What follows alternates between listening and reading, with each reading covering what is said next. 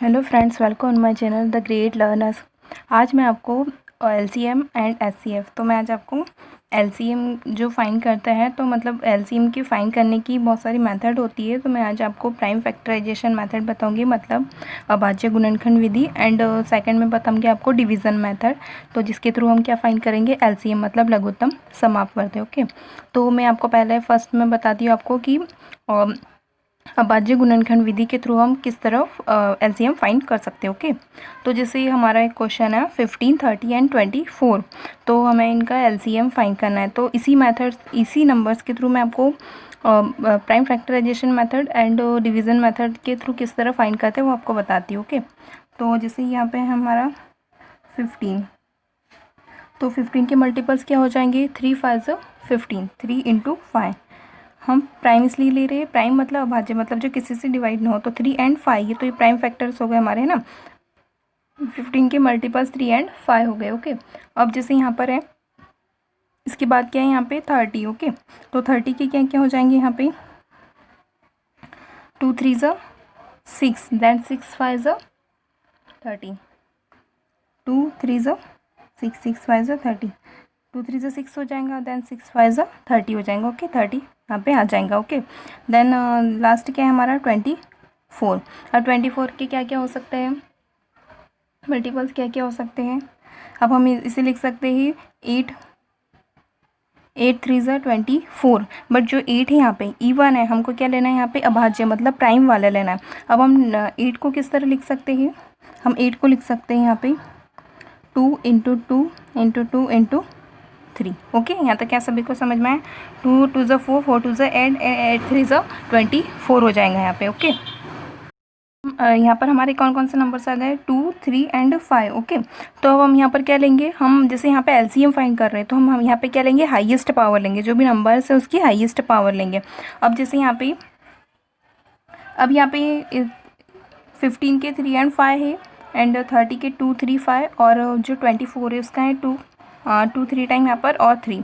तो हम first of all हम देखते हैं यहाँ पर कि जो 2 है, तो मतलब 2 की हाईएस्ट पावर क्या है, मतलब तीनों में मिलाकर 2 की हाईएस्ट पावर क्या है यहाँ पर। ओके,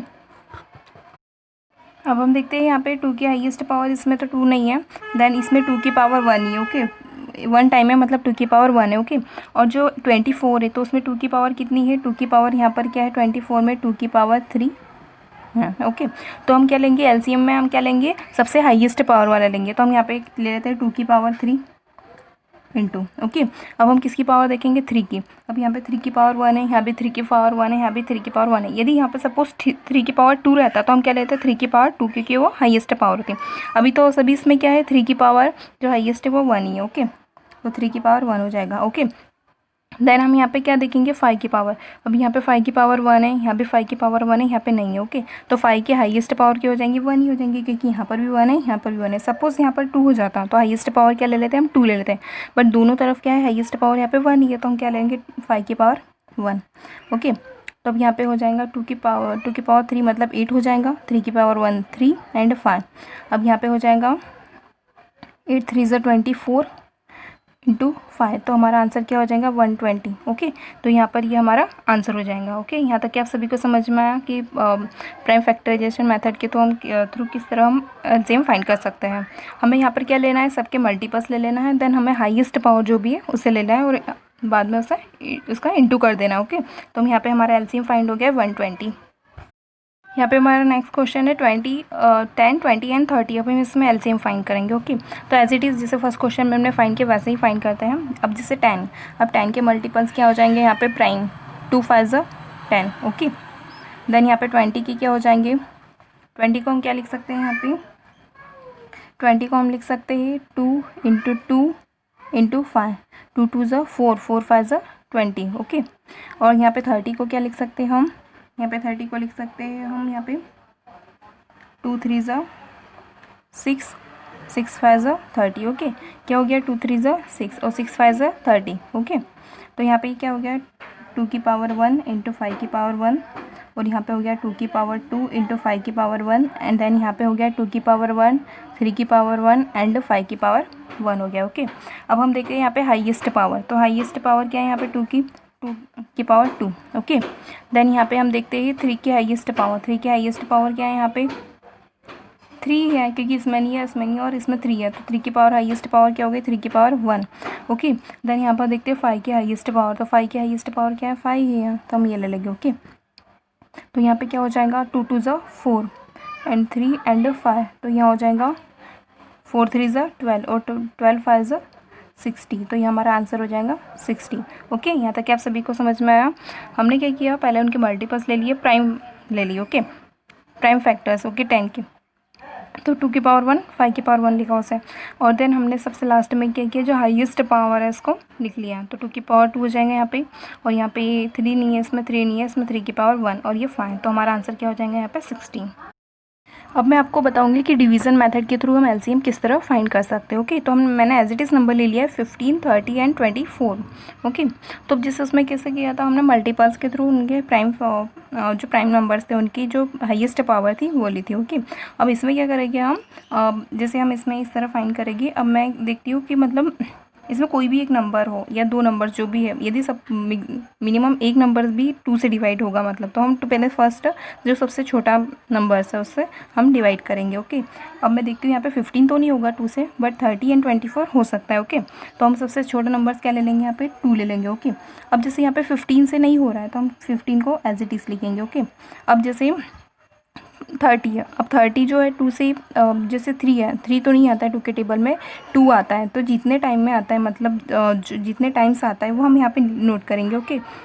तो जैसे 3, अब 3 से छोटा 2 आता है, तो 2 कितने टाइम में आता है, 1 टाइम में आता है। अब मैंने 3 में से 2 लेस कर दिया, तो कितना बचा यहाँ पे, 1 बचा।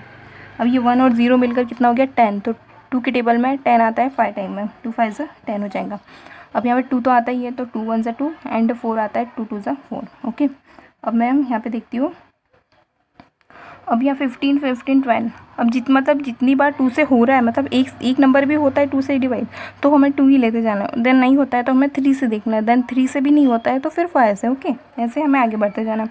अब जैसे मैं यहाँ पर देखती हूँ 12, तो 12 तो 3 से भी हो जाएगा, बट सबसे पहले 2 से हो रहा है तो हम क्या ले लेंगे, यहाँ पर 2 ले लेंगे, तो ये 2 लिया, तो यहाँ 15 हो जाएगा, यहाँ पर 15 एंड यहाँ पे 2 6 ज़ा 12 हो जाएगा, ओके।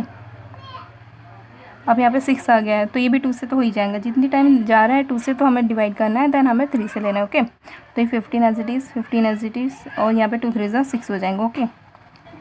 अब मैं देखती हूँ यहाँ पे कि यहाँ पे 15 15 एंड 3 है, तो यहाँ पे 2 से तो नहीं हो गया, अभी हमें क्या लेना पड़ेगा, यहाँ पे 3 लेना पड़ेगा, तो हम यहाँ पे 3 ले लेते हैं। तो ये 3 5 ज़ा 15 हो जाएगा, 3 5 ज़ा 15 एंड 3 1 ज़ा 3 हो जाएगा, ओके।